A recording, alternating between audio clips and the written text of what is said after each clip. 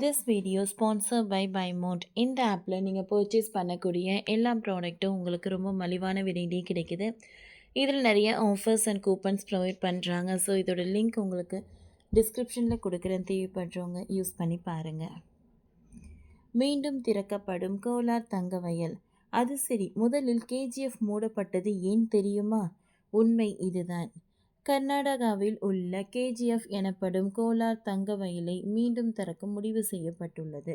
இதற்கான அனுமதிகள் வழங்கப்பட்டுள்ள நிலையில் விரைவில் அங்கிருந்து மீண்டும் தங்கத்தை வெட்டி எடுக்கும் பணிகள் தொடங்கப்படும் என தெரிகிறது. இந்தியாவின் தங்க புதையலாக கருதப்படும் கேஜிஎஃப் முதலில் மூடப்பட என்ன காரணம் என்பது குறித்து நாம் பார்க்கலாம். கர்நாடக தலைவர் பெங்களூரில் இருந்து சுமார் 90 கிலோமீட்டர் தொலைவில் கேஜிஎஃப் எனப்படும் கோலார் தங்க வயல் அமைந்துள்ளது. இந்த சுரங்கத்தின் வரலாறு ஒரு நூற்றாண்டுக்கும் மேலானது. இங்கு ஆங்கிலேயர்கள் தான் தங்கத்தை வெட்டி எடுக்கும் பணியை தொடங்கியுள்ளனர். ஆனால் கேஜிஎஃப்பில் தங்க வேட்டை அதற்கு முன்பே தொடங்கியதாக தெரிகிறது. 1700களில் இருந்து இங்கு தங்கத்தை எடுக்கும் முயற்சி தொடங்கப்பட்டு விட்டது. இதை பிரிட்டிஷ் அதிகாரி ஜான்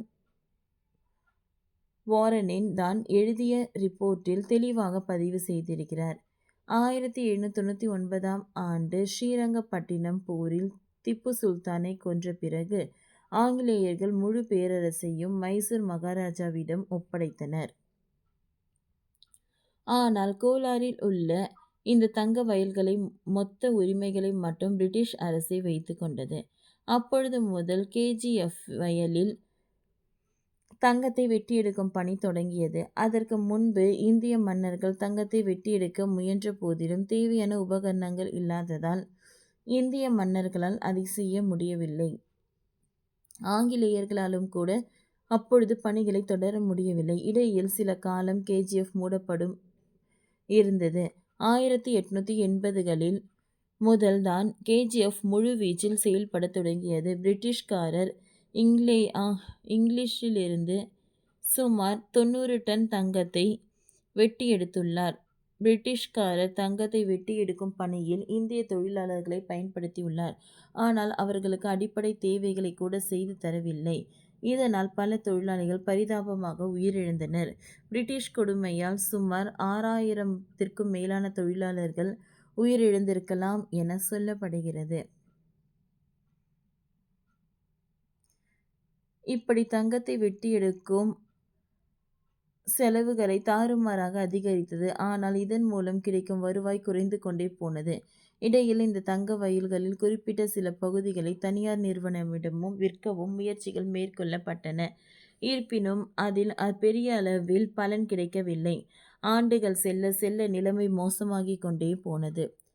ஒப்பீட்டுக்கு சொல்ல வேண்டும் என்றால் கேஜிஎஃப்பில் தொடக்கத்தில் 1 டன் தாதுக்கு 45 கிராம் தங்கம் கிடைத்தது. ஆனால் இறுதியில் 1 டன் தாதுக்கு வெறும் 3 கிலோ தங்கம் மட்டுமே கிடைத்தது. இதனால் கேஜிஎஃப்பில் தொடர்ந்து ஆப்ரேட் செய்தால் நஷ்டம் அதிகரிக்கும் சூழலே இருந்தது. இதன் காரணமாகவே கேஜிஎஃப்பை மூட முடிவு செய்யப்பட்டது. அதன்படி 2001இல் இது மூடப்பட்டது. இந்த சூழலில் தான் கேஜிஎஃப் மீண்டும் திறக்கப்படுகிறது. ஆனால் இந்த முறை 3 கிலோமீட்டர் ஆழத்திற்கு சென்றெல்லாம் தங்கத்தை எடுக்கப் போவதில்லை. அதற்கு முன்பே வெளியே எடுத்து கொடுக்கப்பட்ட தாதுக்களை அதிநவீன தொழில்நுட்பத்தின் ப்ராசஸ் செய்ய போகிறார்கள். இதன் மூலம் செலவு குறையும், அதே நேரம் அதிக தங்கமும் கிடைக்கும் என்று எதிர்பார்க்கப்படுகிறது. ஓகே ஃப்ரெண்ட்ஸ், இந்த வீடியோ உங்களுக்கு யூஸ்ஃபுல்லாக இருந்ததுன்னா லைக் பண்ணுங்கள், ஷேர் பண்ணுங்கள், சப்ஸ்கிரைப் பண்ணுங்கள். தேங்க்யூ.